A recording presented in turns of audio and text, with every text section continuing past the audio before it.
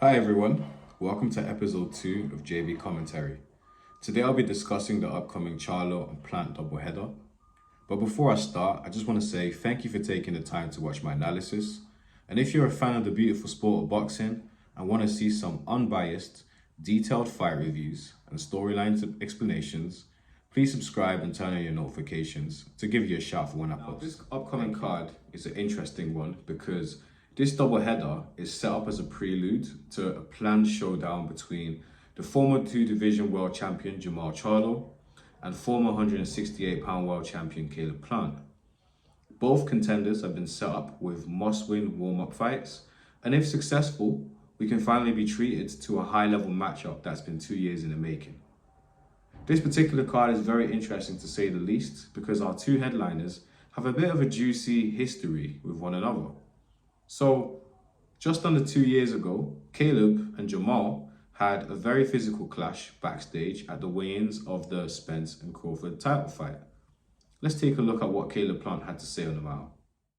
Yeah, frustrated. He reached up and pulled the hair on my chin. Wait, what? Yeah. He touched your face, huh? Yeah, pulled the hair on my chin. Kind of hard too, and I kind of like pushed him off me. And people are, starting to hear us and kind of starting to get in between us. I'm like, bro, don't ever do that again. Like, what is your problem? Why would you do that? Yeah. And he starts calling me a white boy. Like, look at him, y'all, acting just like a white boy. Look at him, getting scared just like a white boy would. You really put my back against the wall when you do something like that. So, I had to handle my business and do what I did, and y'all seen the video. Okay guys, let's get to the fight breakdowns. So firstly, Jamal Charlo will be stepping up for his second super middleweight appearance versus Thomas LaManna. Now, LaManna is coming into this fight with a solid record of 39 wins in 44 fights. This veteran, like Charlo, started his career campaigning at 154 pounds and gradually worked his way up the weight classes. LaManna's two most notable fights come against the tricky southpaw Erislandy Lara, who unfortunately for him knocked him out in the first round with a hard straight left to the dome. And his other medium profile fight was against the former opponent of Jamal Charlo's twin Jamel in Jorge Cota, which also ended in a stoppage defeat. Thomas LaManna is a tricky switch hitter with very long arms, good height, he's light on his feet, and he possesses a very awkward rhythm.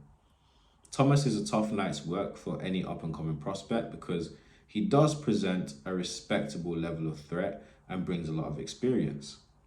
However, any fighter with world championship ambition should deal with him in a dominant fashion. Jamal has proven already that he has the skills and the world championship pedigree to dominate LaManna.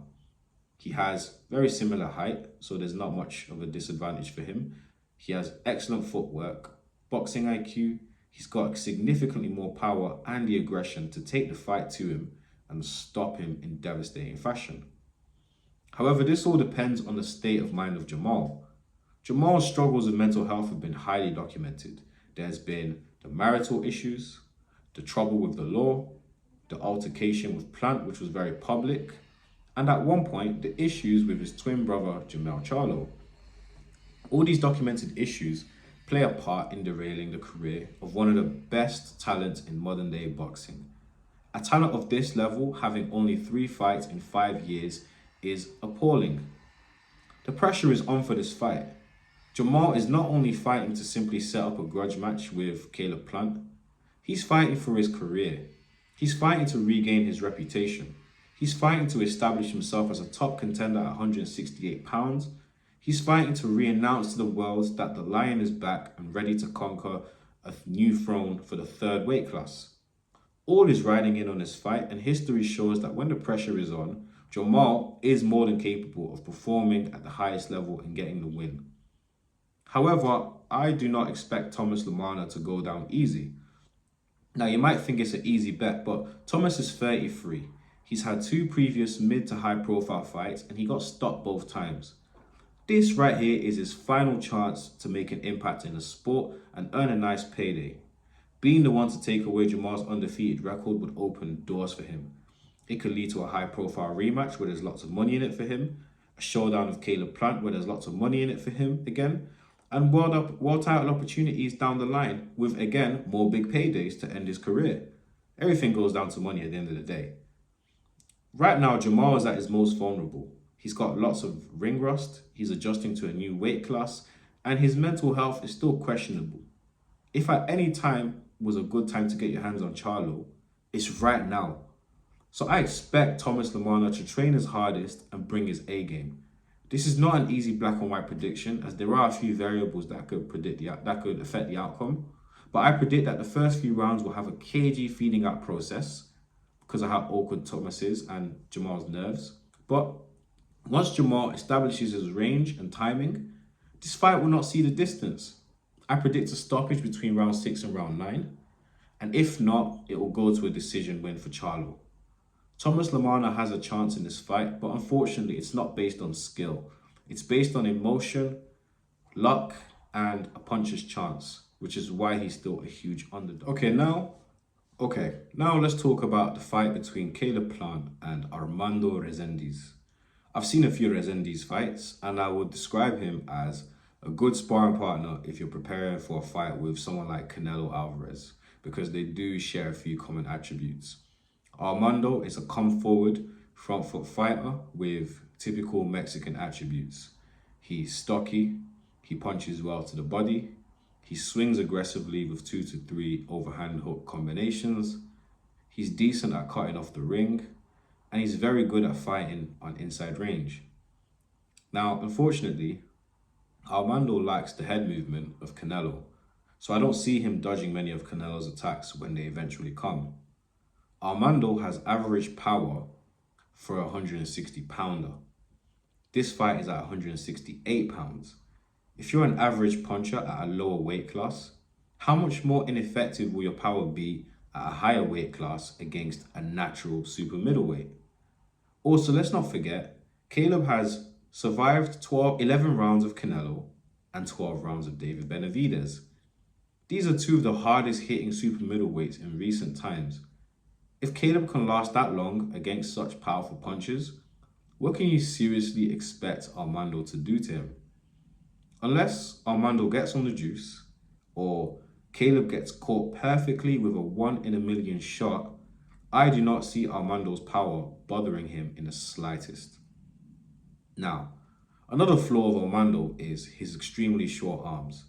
With such a short reach, he cannot fight at distance with a long-range counterpuncher like Charlo-Plant. He has no choice but to force his way to the inside and force Caleb into a wall. So, based on skill level, experience, size, and recent form, I see a dominant win for Caleb. He's significantly bigger, his feet are way more educated, he's more athletic, he's held his own in recent times against elite level competition. He's proved he belongs there. Respectfully speaking, Armando is a significant drop in competition level, and he's from a lower weight class. This fight is completely under Caleb's control. If he wants to have a war, he'll simply allow Armando to fight on the inside and go toe to toe. If he wants to keep him at a distance and keep the damage level to a minimum to save him for the fight later down the line of Charlo, he can also do that. I don't believe he'll knock him out, but I see a very clear unanimous decision where he'll win by a complete shutdown. He's winning all the rounds. This is almost a guaranteed win. Like, if I was a betting man, if I was a gambling man, I'd put the house on it. I would put the house on it. But yeah, thank you guys for watching. I'll see you guys next time. When the fight's over, we'll be discussing how things got on, and hopefully my predictions are correct. So yeah, see you guys. Bye.